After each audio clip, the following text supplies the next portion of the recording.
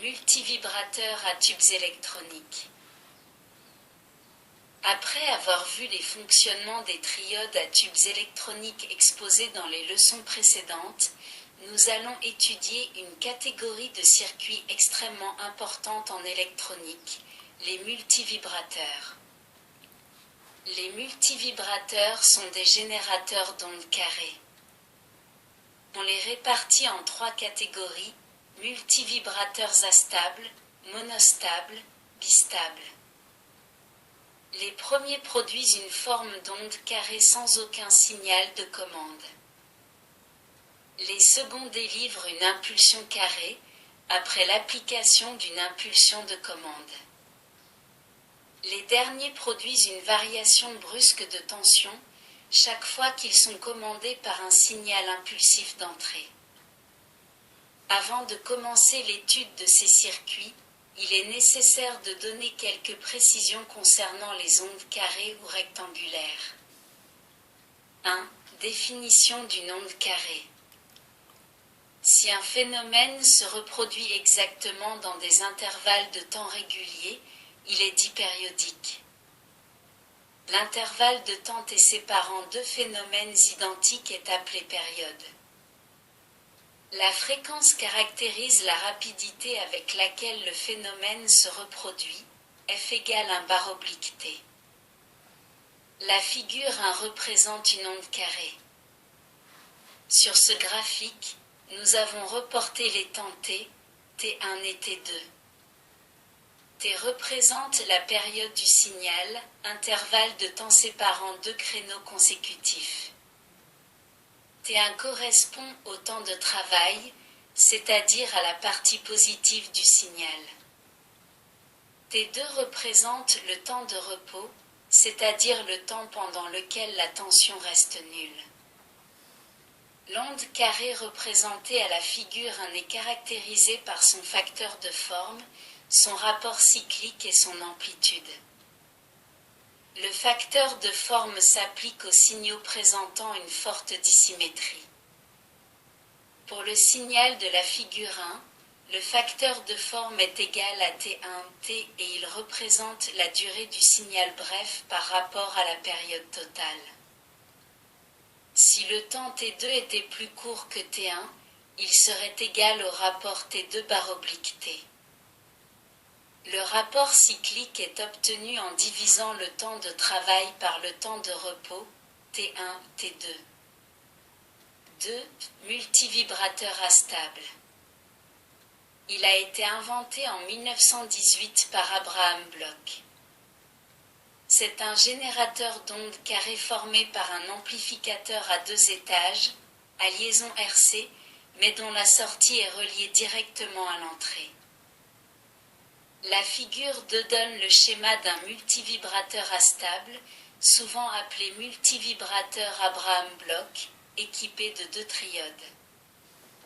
Démarrage du montage. Dès que l'on applique la haute tension, les deux tubes V1 et V2 se mettent à conduire. Bien que le montage soit symétrique, les courants IA1 et IA2 ne sont pas égaux. En effet, il faut tenir compte des tolérances des éléments qui font que leurs valeurs ne sont pas rigoureusement identiques. Supposons que IA1 augmente plus vite que IA2, VA1 diminue donc plus rapidement que VA2. Le condensateur C1 transmet instantanément la variation de tension delta VA1 aux bornes de la résistance RG2 et C2 transmet la variation de tension delta VA2 aux bornes de RG1. Ces variations de tension sont négatives et nous pouvons dire que VG2 est plus négative que la tension VG1. Il en résulte que le tube V1 conduit beaucoup plus que le tube V2. Le phénomène s'amplifie rapidement, effet cumulatif, et V2 se bloque, tandis que V1 conduit à saturation. Simultanément, dès que le montage est sous tension, le condensateur C1 se charge rapidement à travers R, A1, et à travers la résistance équivalente à R, G2, et à la résistance interne gris cathode du tube V2. De même, le condensateur C2 se charge à travers R, A2, et à travers la résistance équivalente à R, G1, et à la résistance interne gris cathode du tube V1. Les charges de C1 et de C2 sont très rapides, car elles s'effectuent à travers des résistances de faible valeur, résistance anodique et résistance gris cathode de chaque tube. La figure 3 montre les circuits de charge des condensateurs C1 et C2, ainsi que les polarités des tensions apparaissant aux bornes de R, G1 et R, G2. Fonctionnement détaillé du montage. Pour expliquer le fonctionnement du multivibrateur, nous allons nous servir de la figure 4 où sont représentées les tensions VA1, VA2, VG1, VG2 et décomposer une période en intervalles de temps correspondant aux différentes phases du fonctionnement. Considérons le montage à l'instant T0, c'est-à-dire juste après la période de démarrage. V1 conduit fortement et VA1 est égal à VO moins RA1 XIA1, c'est-à-dire une valeur plus faible que VO, VA1 mini. V2 est bloqué, donc VA2 est égal à VO. VG1 est très proche du potentiel de masse, puisqu'RG1 ne reçoit aucune variation provenant de la note de V2.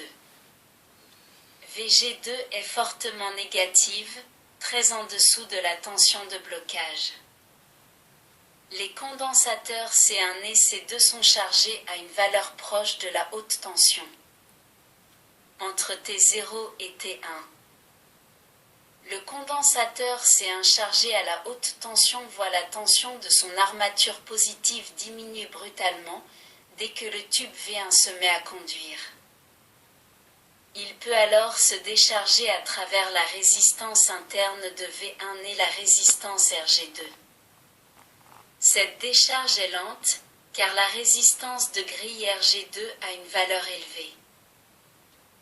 Le courant de décharge ID1 provoque une chute de tension aux bornes de R, G2, suivant les polarités indiquées sur la figure 5. Cette tension négative sur la grille de V2 maintient le tube bloqué, mais elle diminue au fur et à mesure que la charge se prolonge.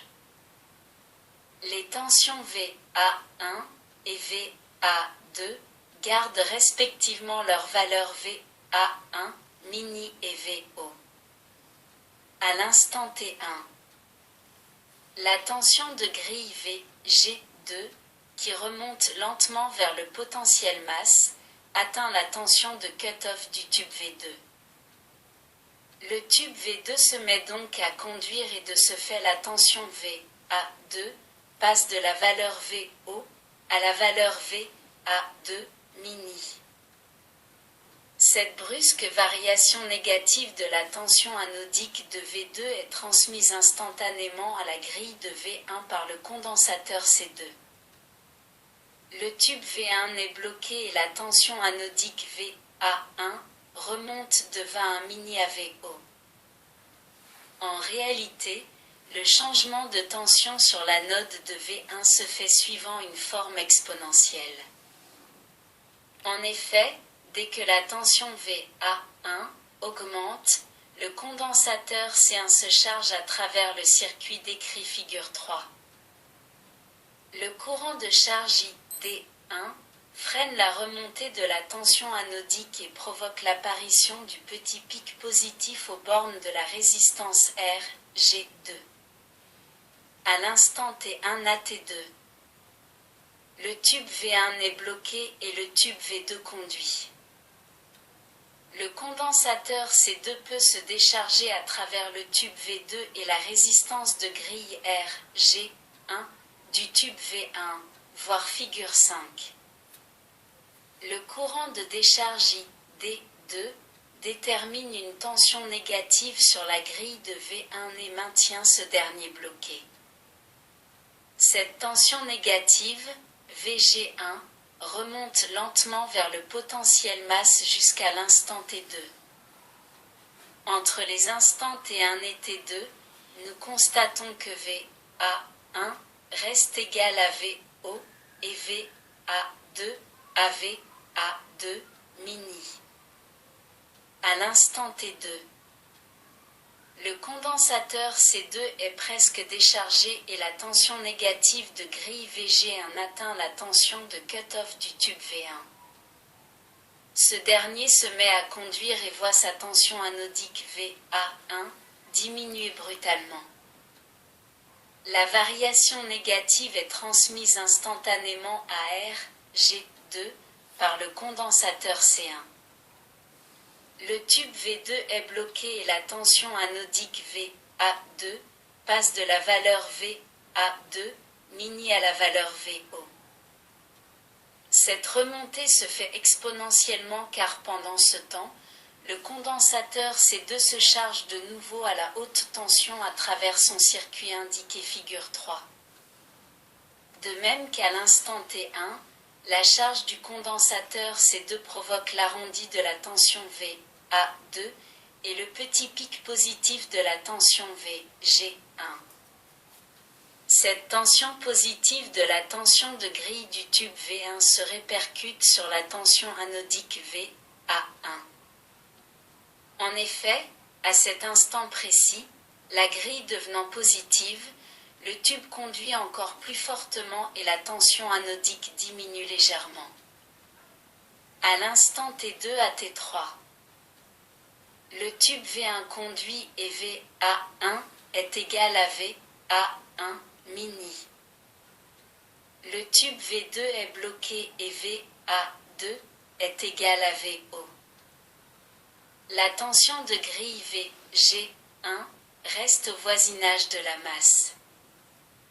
La tension de grille VG2 remonte lentement suivant la constante de temps du circuit de décharge du condensateur C1. Au moment où cette tension est égale à la tension de cut-off du tube V2, instant T3, celui-ci se débloque et le cycle peut recommencer. Sur l'anode du tube V2, on recueille une tension de forme carrée. La fréquence de cette onde dépend des constantes de temps des circuits de décharge des condensateurs C1 et C2. Nous avons vu en effet que les décharges successives de ces condensateurs provoquent les déblocages des tubes et par conséquent les basculements du montage. Si les circuits de décharge des condensateurs C1 et C2 ne sont pas identiques, le rapport cyclique de l'onde carrée obtenu en sortie sera différent de 1. Par exemple, si C1 est plus grand que C2, le tube V2 restera bloqué plus longtemps que le tube V1. Si nous prélevons le signal de sortie sur la note de V2, nous aurons un temps de travail plus long que le temps de repos et par conséquent, un rapport cyclique T1, T2 supérieur 1. 2, 1. Amélioration du multivibrateur Abraham Bloch. Nous avons vu que la tension carrée délivrée par ce montage est assez déformée, front avant arrondi et front arrière présentant un pic négatif par rapport à la tension Vamini. Ce pic est dû au fait que la grille reçoit une tension positive pendant la charge du condensateur qui lui est reliée. Pour éviter que la tension de grille devienne positive, on monte des résistances stoppeuses comme sur la figure 6. Ces résistances doivent avoir une valeur très supérieure à celle de l'espace grille-cathode. De cette façon, la presque totalité de l'impulsion positive est chutée aux bornes de RS. Ce système a néanmoins un grave inconvénient. Les résistances stoppeuses sont mises en série avec les circuits de charge des condensateurs C1 et C2. La constante de temps du circuit est donc plus longue et il en résulte que les fronts avant de l'onde carrée sont plus arrondis. Pour remédier à cet inconvénient, nous pouvons utiliser des tubes pentodes. La charge des condensateurs C1 et C2 ne se fait plus à travers les résistances anodiques mais à travers les résistances d'écran RE1 et RE2. Puisqu'il n'y a plus de charge par RA1 et RA2, les fronts de montée sont pratiquement rectilignes et non plus exponentiels. La figure 7 montre un multivibrateur équipé de 2 pentodes. Malgré toutes les améliorations apportées au multivibrateur Abraham Bloch, celui-ci présente encore un important défaut, l'instabilité en fréquence. L'instabilité est due à l'angle que présente la remontée exponentielle de la tension de grille, avec la ligne représentant la tension de cut-off du tube, figure, émoticône, n'en croyant pas ses yeux. Lorsque les résistances de grille sont reliées à la masse, la remontée exponentielle se fait en direction du potentiel zéro. Une faible variation extérieure fait couper la ligne de la tension de cut-off, plus tôt ou plus tard et provoque de grands écarts en fréquence. En reliant les résistances de grille directement à la haute tension, le circuit de décharge passe à travers la source de haute tension et la remontée exponentielle se fait en direction de la haute tension VO. De cette façon, de faibles variations extérieures ne provoquent que de faibles déplacements du point de coupure entre la tension de grille et la ligne représentant la tension de cut-off. Avec ce moyen, la stabilité de l'ensemble est nettement améliorée. La figure 9 montre un multivibrateur astable, dont les résistances de fuite de grille RG1 et RG2 sont reliées à la haute tension. Avec ce montage, il faut repenser la valeur des éléments, car les résistances de grille RG1 et RG2 doivent avoir des valeurs très élevées, afin que les potentiels de grille voisins de 0 V. 3. Multivibrateur astable à couplage cathodique. Ce multivibrateur est un montage astable et dissymétrique. Les cathodes sont réunies et reliées à la masse par une résistance de polarisation RK. Le schéma de principe d'un tel circuit est représenté sur la figure 10. Dès que l'on applique la haute tension, les deux triodes se mettent à conduire, mais la chute de tension de VA1 est transmise à RG2 par le condensateur C. Comme cette variation est négative, nous avons sur la grille de V2 une tension également négative. Très rapidement, nous obtenons V2 bloqué et V1 conduisant normalement. Simultanément à ceci, le condensateur C se charge à la haute tension à travers RA1 et RG2. La grille de V1 est reliée à la masse par une résistance de faible valeur et se trouve pratiquement à la masse. V1 conduisant, le condensateur C peut se décharger exponentiellement à travers la résistance interne de V1 et la résistance RG2. Le courant dans V1 crée une chute de tension VK dans la résistance R, car les cathodes se trouvent à un potentiel positif par rapport à la masse. Dès que VG2 atteint le point critique de cut-off, un courant s'établit dans V2. La chute de tension dans R, K, devient plus positive et cela revient à dire que la grille de V1 devient plus négative. Le courant IA1 dans V1 diminue et la tension VA1 augmente. Cette variation du potentiel de VA1 est reportée sur la grille de V2 au travers du condensateur C, ce qui augmente encore le courant dans V2, d'où nouvelle augmentation de VK et diminution plus rapide du courant dans V1. L'effet étant cumulatif, V1 est rapidement bloqué alors que V2 conduit au maximum. Dès que V1 est bloqué, VA1 égale VO, le condensateur C se charge à travers RA1 et RG2. Lorsque cette charge est terminée, la grille de V2 est ramenée au potentiel de la masse, le courant dans V2 diminue alors légèrement, ce qui provoque une diminution de la tension de cathode. Cette diminution est suffisante pour débloquer le tube V1 qui recommence à conduire. Le courant IA1 crée une chute de tension dans RA1 qui se trouve reportée sur la grille de V2. L'action cumulative amène rapidement V2 à l'interdiction et V1 à la conduction maximum. Le condensateur C peut se décharger à travers V1 et RG2 et un nouveau cycle recommence.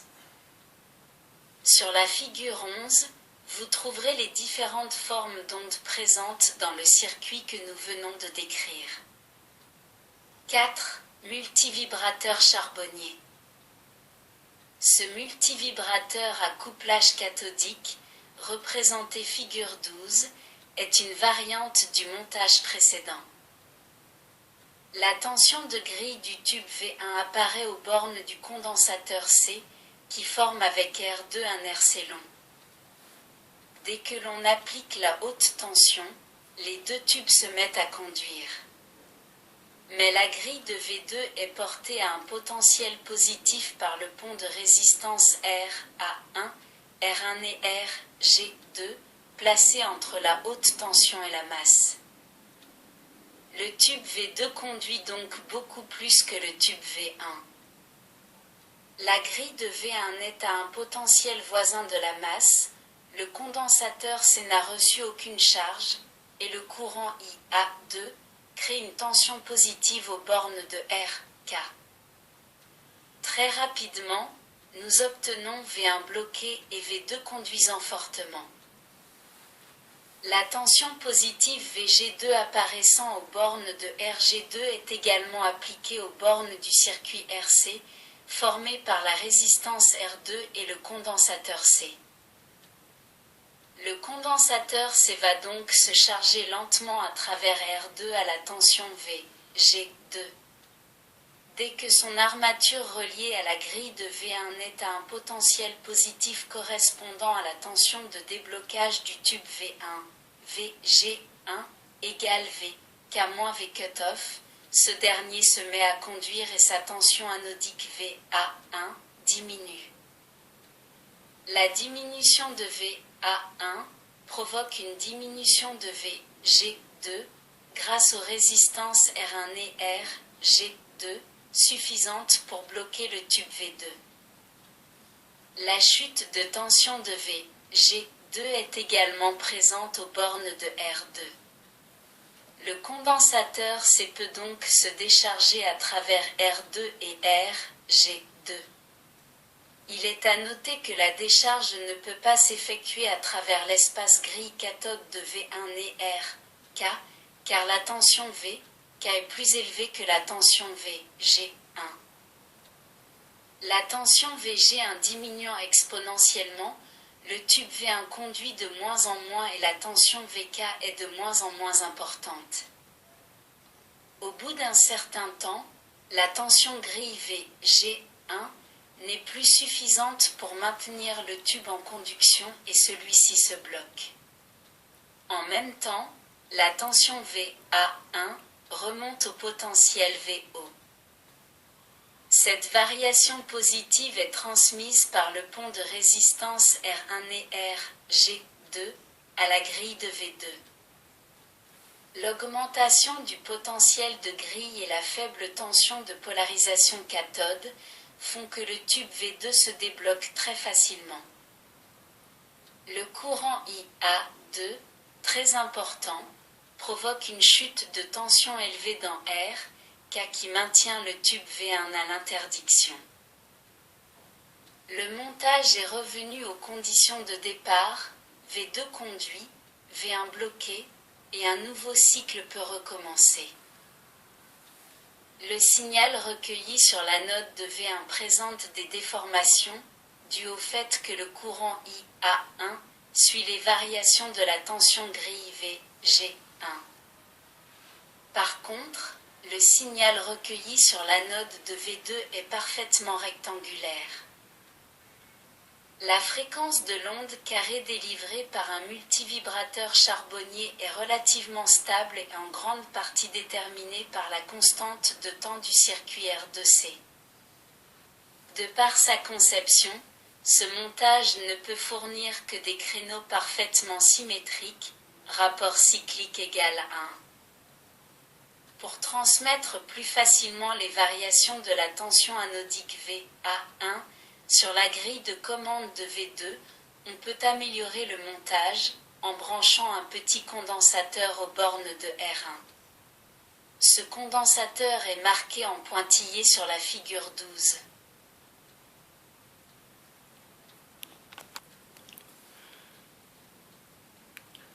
Merci de votre écoute. À bientôt.